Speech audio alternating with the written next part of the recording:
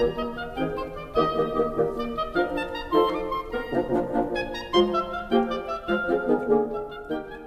right, good day, everyone. This is Fred Schenkelberg, and today we're going to talk a little bit about design for reliability. Well, what we're talking about is what we've commonly defined as reliability as a function with a probability of success operating over some duration in some known environment. From our customer's point of view, it just works. And if it doesn't work, then we say it's not reliable.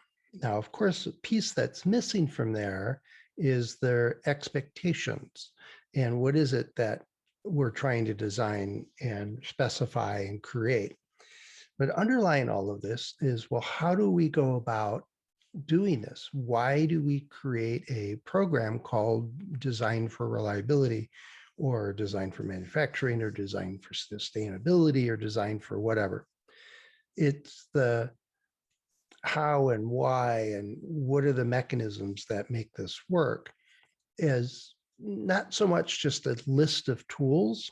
There's plenty of books and services and items out there that are called Design for Reliability, and they do a little more than list a bunch of activities.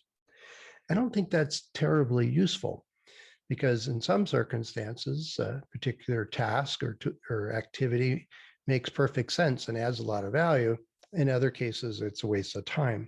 And so I think design for reliability really needs to focus on that difference between just doing a set of tools and then focusing on why we're doing a particular activity or tool. What difference does it make? And so many of you have heard me talk about this idea or this concept that reliability, it's the designed in reliability of an item occurs during all of those decisions, at each and every one of those decisions that lead up to a product being designed and manufactured and distributed. It's when I balance, should I buy from vendor A or vendor B? Now, we might think of cost or ability to deliver the volume we need, the size, fit, form, and function of it, all of those kinds of aspects in it. Yet, no two components, if they're manufactured in different places with different processes or recipes or whatever, they will have differences in their ability to withstand your particular set of circumstances and environments and use conditions. So making that decision, including the idea of which one is going to give us a reliable solution, is what I mean by this occurs at the point of decision. Reliability engineering as an individual or as a team rarely gets involved with every one of those decisions. And I would argue probably doesn't belong in all of those decisions.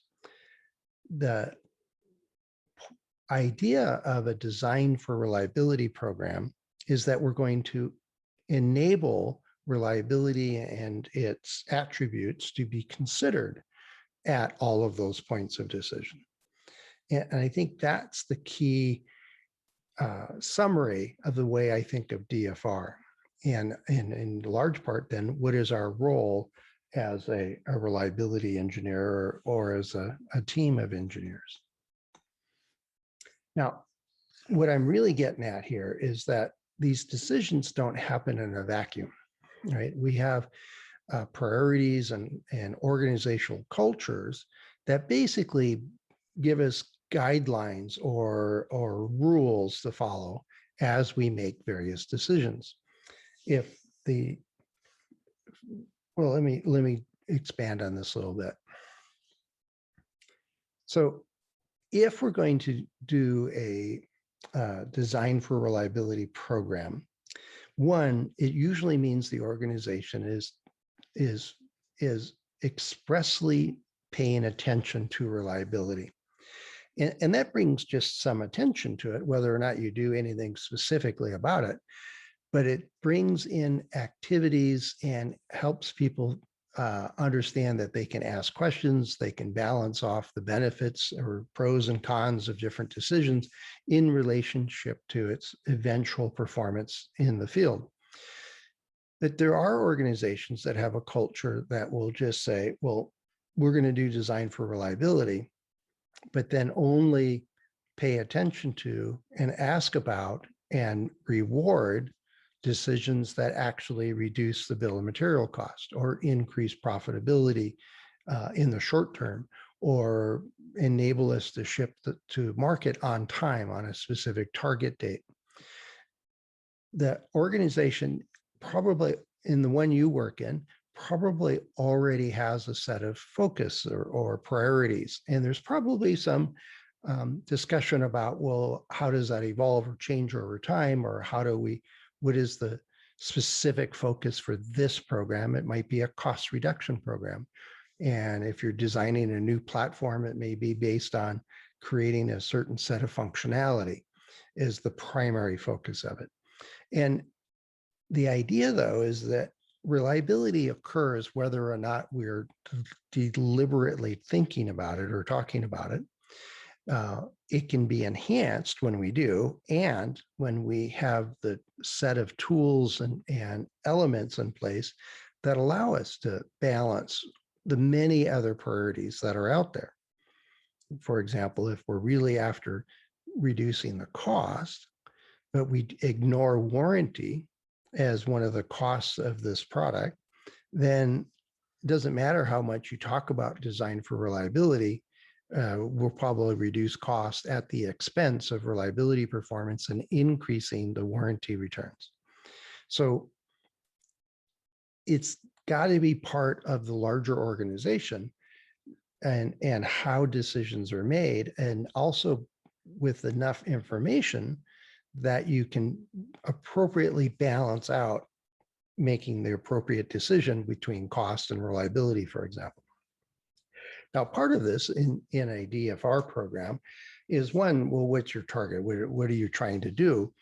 And is there feedback, right? If your only meaningful feedback is that the customers are complaining or there's higher than expected failure rates, well, that should be pretty obvious that you need to change something about how you develop the program or the product so that you can get the necessary feedback as you go through. Are you on target, not only for cost and shipping on time, but for hitting your reliability performance targets? Now, the cultures, in my experience, and from when we put it up into a reliability maturity matrix, there's reactive organizations where there's firefighting and responding to failures as they occur, and not really thinking through those decisions during the design process as to the impact. Whereas a proactive organization tends to spend more time understanding the risks and uncertainties, and then taking steps and activities to reduce that uncertainty, to find the right answers to those questions. And then when their products go to the field, they're performing as expected. They get a failure rate that is where they expect it to be. And it's not going to be zero, but it will be low enough that it's acceptable to both to the organization for profitability points of view, but also to the customer, that it's, yeah, failures do happen, but there's not failing every time you get a new product and to replace the previous one. You know, failing 3, 4, 5 times in a row, if you have a patient customer, might be okay, but that usually doesn't lead to good results. So anyway, the basic concept here during design and development is that the decisions that are made during the development process, the design and development process, lead to the eventual reliability of the item that you're putting together. You've heard me say it before, as manufacturing can only make it worse, but we'll talk about that in a moment. The idea, though, is that you can be deliberate about it, and you can be deliberate where you're getting feedback, and you can incorporate not just the individual in the moment minor decisions, but the philosophy, the approach is such that we're going to invest in understanding the pros and cons of these decisions, including pretty good information about the reliability aspects of that decision. And to that, I'm suggesting that we're a proactive organization. Now, the management team, this is the broader picture of it, is, they set the priorities, they set the direction for the development program. But one of the key questions is, well, where are we going? What is the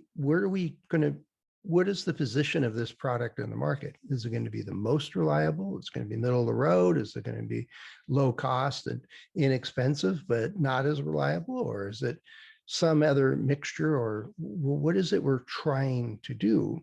And then from there, does that translate into meaningful reliability goals and objectives for individual programs and projects that we're working on? And then also, is there a risk management? Now, risk management might include FMEAs during your development process, a design FMEA, but there's also the enterprise level risk management. What if we don't hit our targets? How is that going to affect our financials? How's that going to impact our position in the market? How's that going to enhance or create an opening for competitors to take market share? But also on the program side, is there a reliability or a design for reliability, a design FMEA in progress, or some other similar tool to understand what do we know and don't know, and then how we're prioritizing getting the right information so that we can be proactive in our program. From a management point of view, an easy way to tell if it's a reactive or proactive type of a stance is that really the only time they're involved, they being the management team, is when a customer is complaining about a product. Now we have to get all the resources on board and go fix it. Well, that's obviously reactive. If they're involved early in the program to make sure that we have the resources and investment to create a reliable product, well, that hints more that they're in the proactive stance, if that actually occurs. So it's easy to see it within an organization, which kind of culture it is. But if we're going to say we're going to do design for reliability, that really does mean that the management team is committed to us allowing the work and effort to create a reliable product by design, actually gets the funding and support. It doesn't do any good to say, oh, we're going to do design for reliability, but you have to reduce the cost by half. And that's the only thing I'm going to talk about. Well, that obviously sends us a mixed message, or a very clear message is to say that DFR is not the priority and not something we're going to work on. It has to be aligned and balanced with all the other priorities in an appropriate way, with an investment to get the appropriate amount of information that enable the management team and the development team to make the appropriate decisions. And then it's not just there, right? The marketing team or product development in the concept phase, we need to understand what customers actually want. What is that set of functions that we're going to specify, right? But it also involves, well, what is this product going to promise? What are those expectations? So this may be in marketing or in sales, and how we talk about the product as we try to get customer feedback or launch or advertise the product. How does that relate to what we're actually trying to achieve, right? Years ago, there was a commercial for a water resistant phone. I think it was one of the Samsung phones. And they showed some famous person walking through a room pouring champagne onto the phone. And like, okay, now I wonder if that was in the design spec, that it could withstand a full Magnum bottle of champagne being poured onto it. I mean, was that conveying that it can withstand this acidic type of moisture with carbonation in it and all of the sugars and everything else. Did we actually mean to set that expectation? Not that we really expected our customers to do that, but if there was a disconnect there between how the marketing team decided to portray this moisture resistance or water resistance feature, spraying it with a small misting bottle for spray misters, for example, maybe that's what we designed it to, but pouring running water or alcohol onto it, maybe that's a little more aggressive than we expected. So are we setting the appropriate expectation of how resistant it really is? Now, I never did know how well their phones did. I wasn't willing to buy one and just go pour a bunch of stuff on it and see what happens. But I wonder if the design team was cringing when they saw that commercial, or we're going, yeah, that should work, or not. It's getting those things in alignment helps your customers get the appropriate expectations so that when they actually get their hands on your product, it performs as it was expected to perform or better. Now, the same goes for the procurement group. And many of you know that I pick on the procurement folks a lot of times. And in my experiences, they tend to focus on cost and with little regard to the reliability performance. Until there's an emergency, then they want to get involved because they know where the factory is. They've not talked to these people. The idea is to have those discussions about what will fail and when will it fail and how do you know long before you select that particular source for the materials that you're using. It's not okay to only ask those questions when you have a failure. That's obviously reactive kind of picture. Design for reliability includes all of those components and materials that we're putting into the product. So asking those questions beyond cost and deliverable and delivery volumes is we need to ask basic questions about how will this work within our expected environment and use conditions. Right now, the vendors may not be able to answer that, but if you phrase it in a way that talks about the environment and frequency of use and stresses that it'll see, they may be able to steer us in the right direction to this is a product that will perform better. And here's the reasons, here's the failure mechanisms you need to be careful about. And then manufacturing and transport and delivery, warehousing, all those parts of it. It's manufacturing has its own set of challenges of trying to create a product that meets the design requirements over and over again. The best they can do is not make it too much worse. They can't make it better.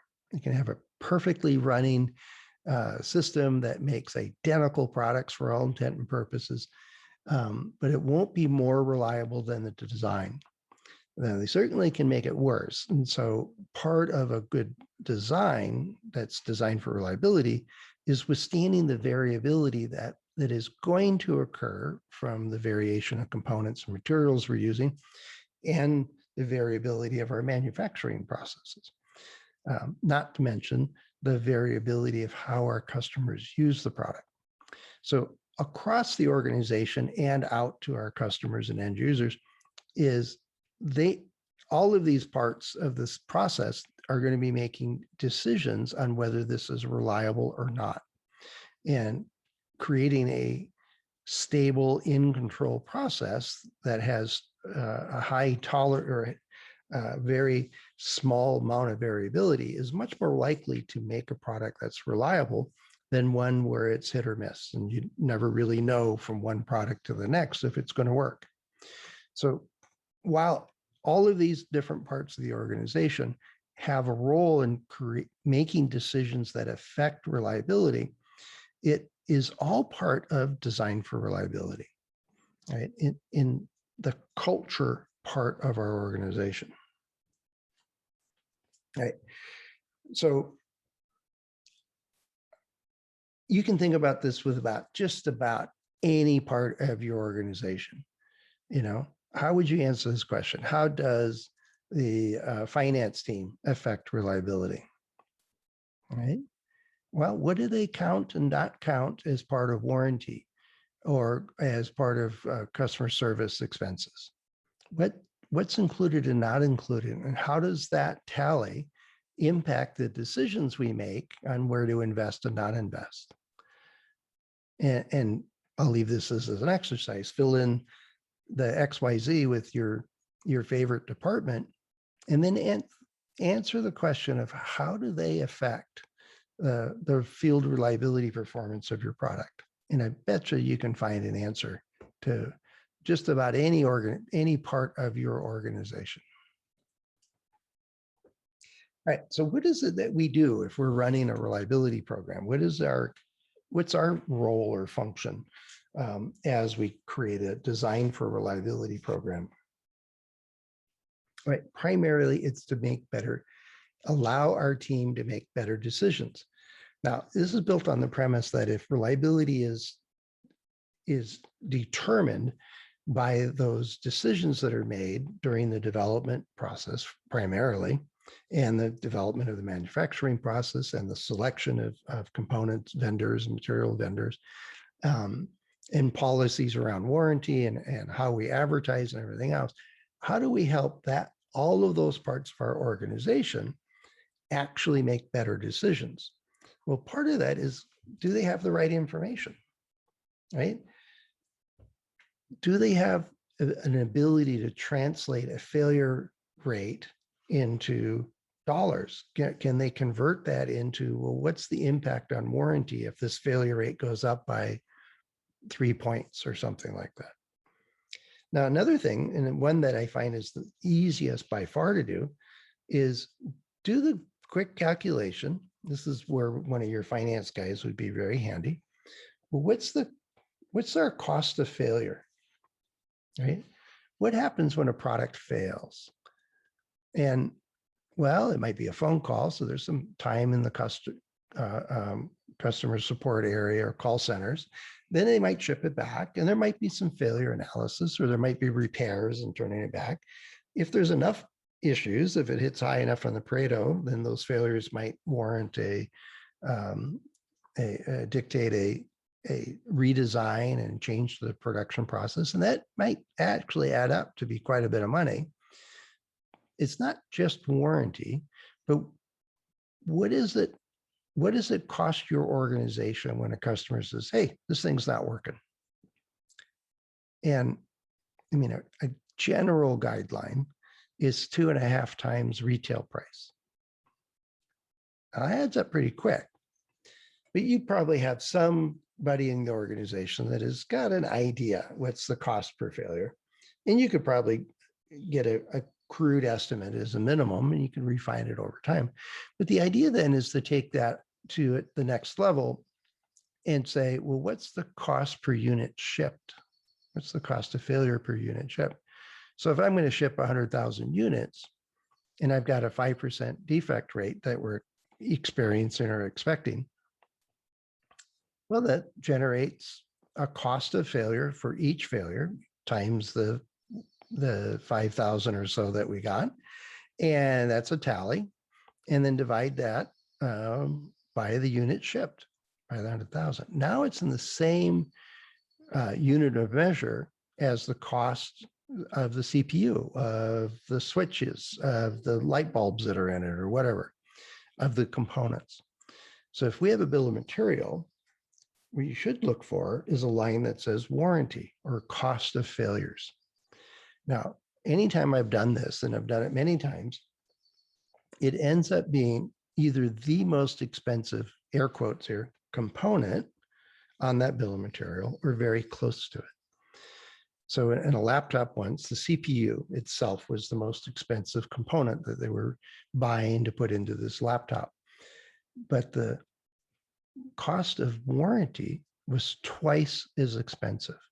So if that unit failed, it was going to cost us about $5,000 to $6,000 per failure. And the failure rate at that time was relatively high.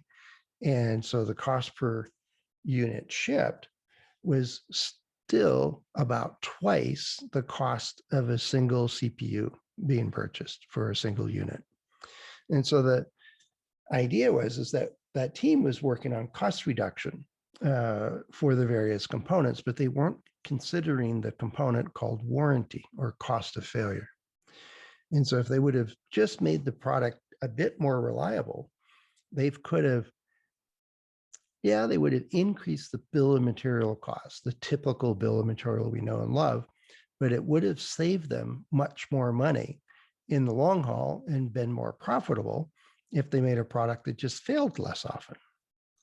And your mileage may vary depending on what's your cost of failure and what's the how many units you're shipping and so on. But the idea is that you should have those kinds of numbers available because it gives you an ability to trade off with cost and time to market and lab time and everything else. Converts it, instead of just the failure rate, now it's in money.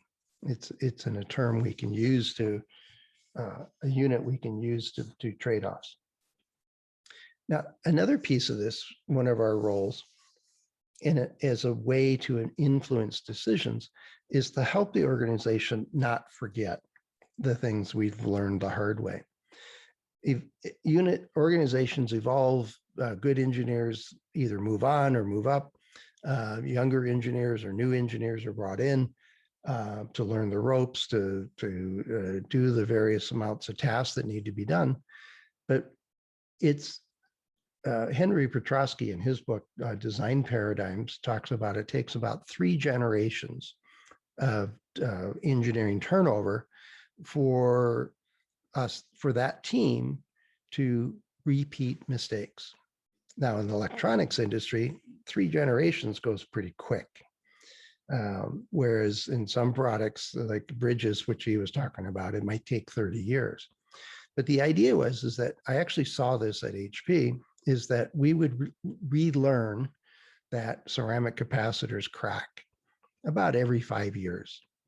And when you get down to the details of it, is the people locating the capacitors or laying out the boards or selecting the components, we're not aware of that. It was just a commodity component. We're just going to populate it on the board. I have a form function or form factor I got to fit into, and I got to use the real estate efficiently. And they weren't aware that putting ceramic capacitors near screws that tie down your circuit board, for example, or areas that vibrate or flex quite a bit, is generally a bad idea. And so how do we keep those kinds of things visible within the organization, increase the awareness on it? And I know I've got a webinar that I talked about golden nuggets and lessons learned. I'll have to make a note to myself to put that link up in the notes for this episode. But I'm not going to repeat all of that other webinar here. But part of it is learning from what we've done well, learning from what doesn't work, learning about what kinds of technology works within our environment or not, and also what is the environment that we're working in. All of those things help us to make better decisions. So speaking of that lessons learned, that often can feed into guidelines or design guidelines or manufacturing guidelines. It's, we've got experience with this component or this material or this vendor, and it works. So let's use those more often. And we know that this one and this one and this one don't work in our environment because there's this particular particulate in the air in their factories that where we design these to be placed, or they're susceptible to vibration or whatever, that it's not the best choice. But it needs to be very clear as to the rationale, because as our users change, as our environments change, as our markets change, we need to understand that those guidelines were for a specific circumstance. And so just saying don't use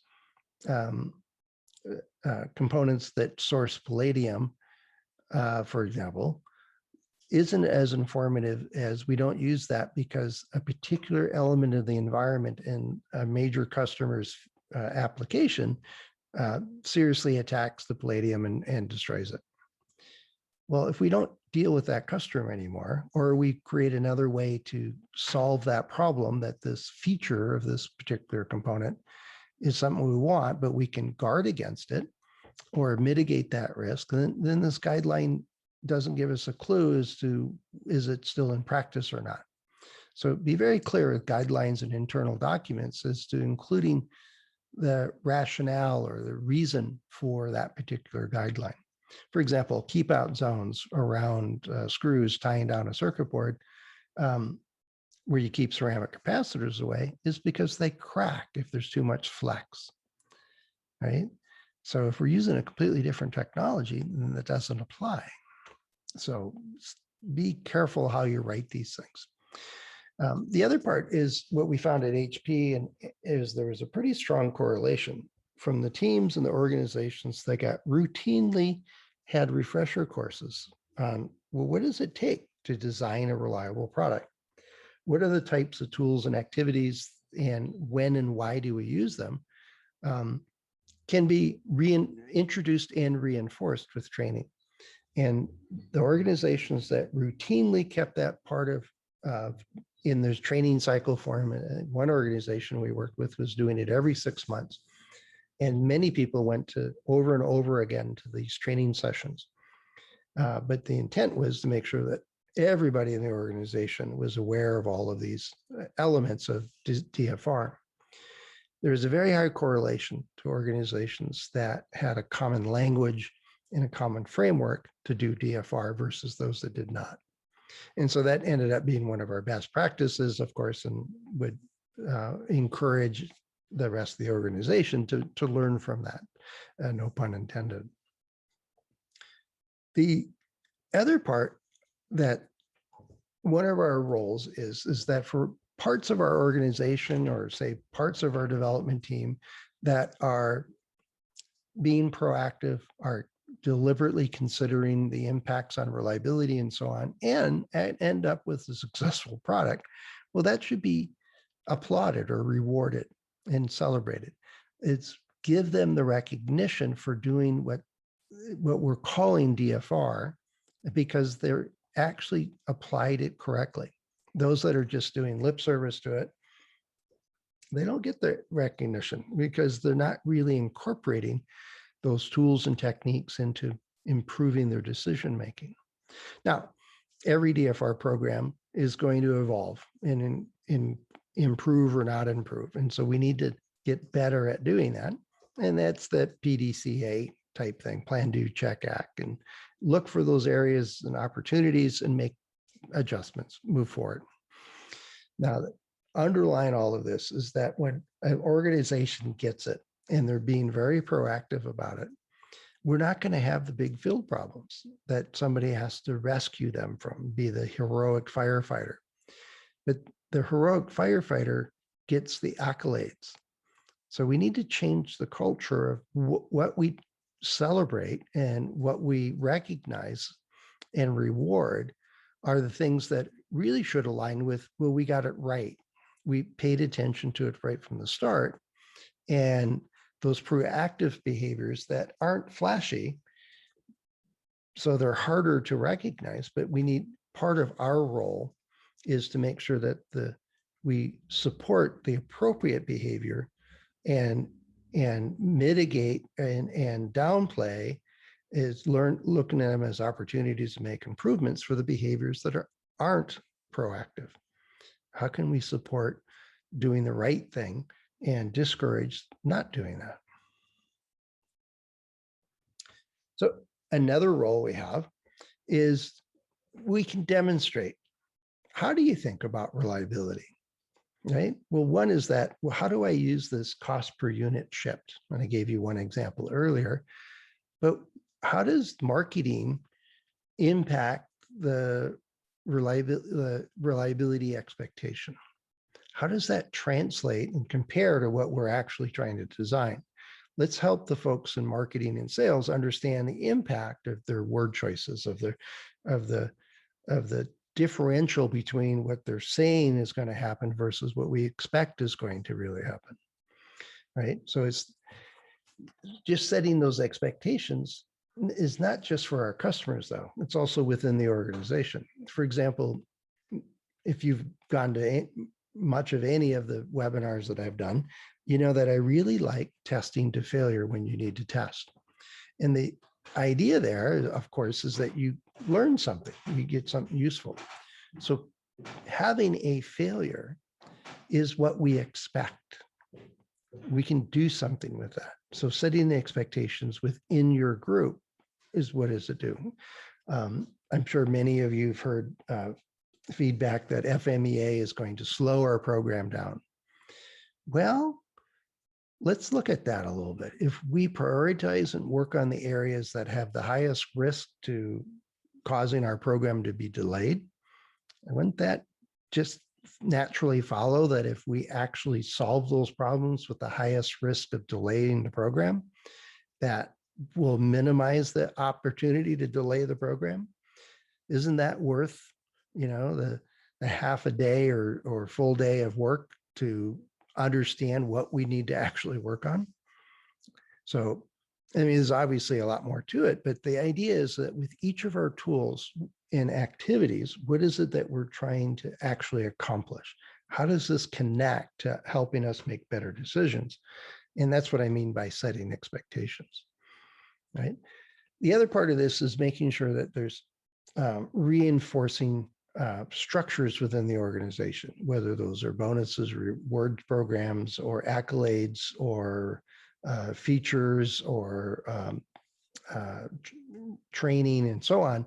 How does all of this work together to reinforce balancing reliability performance with the other priorities and reinforcing the getting the information available and the training available to allow our decision makers across the organization to take advantage of that information? And so every organization is going to do this slightly different, but it's crucial that it ends up being a system that reinforces its ability to improve. And that's a key piece of this. All right. So I often pick on organizations that think reliability is, well, we just do a whole series of tests. We have environmental tests and life tests and so on. Well, okay, so what does that really do for us, right? If it's just to check off that we did these 47 different tests and we passed them all, well, so what is the value of that? But if each and every test or experiment we run is answering a question that enables our team to make better decisions, well, then it's got some value, right? Then it's worthwhile. So part of our role is to make sure that what we do, especially in those expensive life tests, is that they actually have a reason to be done. There actually is a customer that needs to make a decision based on the outcomes of those experiments. If not, I suggest you just don't do those. All right, let's mention just a few of the tactics and then we'll wrap this up. Design for reliability starts well before you sit down and start designing. In the early documents, what is it we're trying to accomplish is, well, what's our organization trying to accomplish with this particular product? Now, oftentimes I hear it's a new platform, or it's a cost reduction, or we're extending the feature set for a new market. Well, those are all good, but what about the reliability aspect of that? What is it we're trying to do with this particular product in our position in the market compared to competitors? What is it our long-term objectives are, not just this program? How does this program fit into those larger long-term visions or objectives? Now, if we've got a good, clear vision for the reliability performance of our portfolio of products, then we can establish a specific goal for this particular product. Now, that's one input. There's also many other inputs, but the idea is that we need to know where we're going, and setting goals in a meaningful way makes a big difference. Now, from that goal, then we can set up a reliability model. The simplest are just simple series system block diagrams. If your system is more complex and has some reliability redundancy features into it, well, then we need to model it appropriately. And there's many different types of models available, from block diagrams and fault trees to Petri nets and Monte Carlo models. There's Markov models. And I'm sure I'm forgetting a couple of them, but we can find the appropriate model for our complexity of our particular system and deal with that. Now, the model itself is not the goal. The model is to help us understand priorities, understand interconnections and relationships within the system, understand what is the weakest link and what areas need improvement, those kinds of things. The idea then is to encourage, well, are we there yet, right? So we need to improve our ability to estimate reliability. Now, I'm not saying prediction on purpose.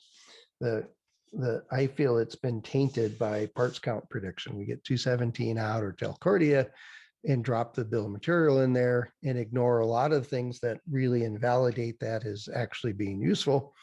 And we're done. No, we're not done.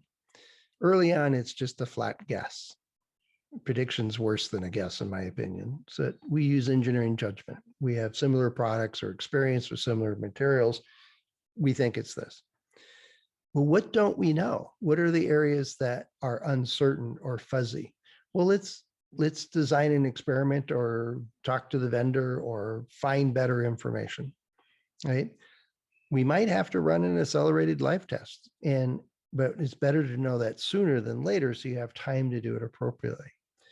But the idea is that the model can continuously update the information it's using to estimate the overall system reliability. And does that meet the goal or not? It should be an ongoing framework that the entire organization can use to understand where we are meeting our objectives for our specific goals for this program. And we can use just engineering estimates or guesses to vendor data, to vendor test data, to field data from similar products to accelerated life tests. And it can be a good mix all the way across, but it should evolve as the program needs better information. Another set of tactics is understanding that everything varies. Right from the start, we're going to put this in a nice, pleasant meadow with a pond. Well, one thing we need to do is characterize what is this set of conditions. Is this temperate North America and Europe, or is this more rainforest and this happens to be a clearing, or is it four seasons or not? Is it near the ocean? Is this a saltwater bay coming in from the ocean or marsh? But just saying that it's going to be, here's a standard that says it's going to go from 10 degrees Celsius to 30 degrees Celsius, and that's our spec. Well, that doesn't help anybody, right? We know that locations where our customers use the products are not either at 10 degrees C all the time or at 30 degrees C all the time. I'm thinking office and home products are in around 20 C a lot of the time. Well, what proportion and for how many hours per year are they at 10 C? Well, how many and how long are they at 5 C or at -5? Right? Just because we set a spec at 10 doesn't mean the customer is going to read that and only use that product when it's within its box specification. We need to know a lot about the environments and how the product is being used. And that means distributions of temperatures, of vibration profiles. From the best is go measure it yourself. Go get samples of measurements on it. How often do people actually push this particular button on our system? And on and on and on. What is the set of stresses that will affect our product and the set of customer interaction with the product that can lead to failures with our product. And let's characterize those. Let's understand how they work. In one complex product I worked with, they had about 30 different failure mechanisms that they were concerned about. And so from each mechanism, they listed what were the contributing stresses for it. Now, some failure mechanisms occurred if you didn't use the product very often. If it only was used, say, once a week or once a month, then there were 3 or 4 failure mechanisms that were much more likely to occur, as opposed to if it was used every day. So think about the range of use conditions, locations, and the sets of stresses that are applied. And if you really get into it, then you can work with your marketing and sales teams to figure out, well, where are your customers? How many are going to be near the coast? How many are going to be at higher altitudes? How many are going to be wherever? And then weight your environmental profiles accordingly. There's lots of ways you can do some really fancy work with physics of failure and understanding the use environments that you're going into. But these documents, they can stand aside from a particular program, but they certainly can inform that program so they can make better decisions. And another part here is, and I mentioned risk management earlier, but one of our roles is to encourage people to ask those questions. What is it we know and what is it we don't know? If we see a failure that we don't really understand how that occurred, well, root cause analysis helps us convert why did this occur to now we understand it, if we do the RCA appropriately.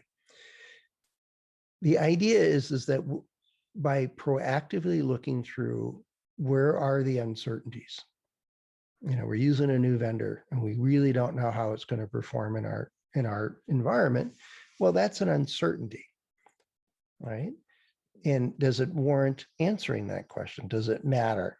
Now, sometimes we don't even know if it's going to be an impact to failure rate or not. So it may need some level of investment to figure out, is this a risk or not? If we find out that, yeah, it's going to impact this particular failure mechanism, but we don't know when or how fast, well, that leads to another tool to answer that question.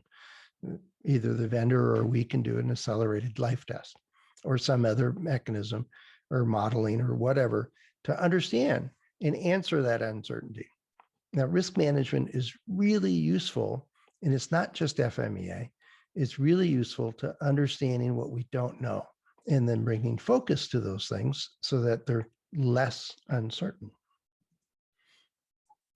And then the final tactic here, and I mentioned this also earlier, is if you're going to do environmental tests or life tests, is a couple of names that are commonly used for what we do when we're in the lab and testing something, is really make sure that you have somebody that needs the answer to that test.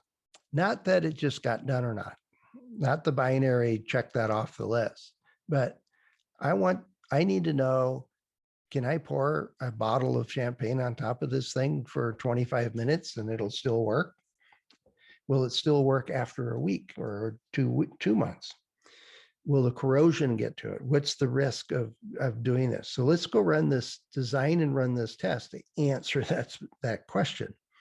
As opposed to, let's go do moisture sensitivity in really clean water, maybe even deionized water, for example. I've seen that done.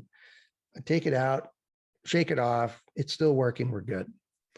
As opposed to understanding that the moisture in our user environment has lots of contaminants in it and can lead to corrosion after, say, a week.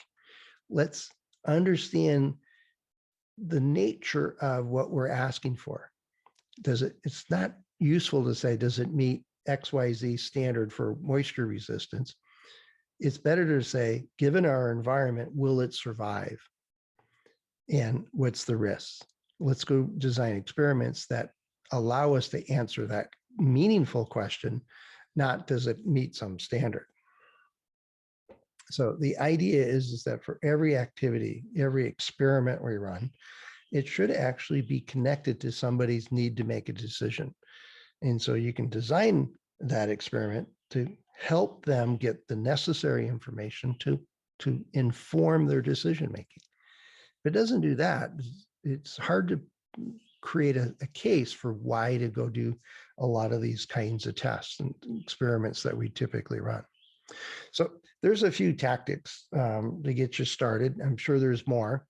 And so, I mean, if you know of other common or best practices for design for reliability, send them over, add comments to this field. You can find the recording on Accendo Reliability or the podcast on your favorite podcast thing. We have show notes at reliability.fm underneath the Accendo Reliability webinar program. But the idea here is that there's lots of things we can do tailored to our particular circumstance. There's no one set of, we always do these tools. I really advise you to avoid that thinking. Just because it worked in the last program doesn't mean it'll work now. Has a good chance, right? But let's sure you do the homework is connecting what we're doing that they actually inform decisions. To me, that's design for reliability. Now, one of the steps here is to sit back and think about what is the culture in your organization, right? If you're looking at and implementing a design for reliability program, is your culture going to support that? Or is it just going to say another flavor of the month and move on? Only you can answer that. I can't answer it for you. So step back, look at how decisions are made in your organization. What are the forces acting on them? And then how does reliability fit into that? And then where's your opportunities to make improvements? So hopefully this gives you a few things to think about and a couple of thoughts. I didn't get any interactions on this because once again, we had trouble with Zoom and the Keynote and Mac system I got rebooting. Still don't know whether I got it solved or not, but I was able to record this full up, just easy with the same basic setup I was using for the webinar. I'd made a few changes, but now I'm just keeping my fingers crossed that it actually worked. So I'm going to try running this a few more times, try to get a few audience members to give it a try, make sure we can still hold webinars with this setup going forward.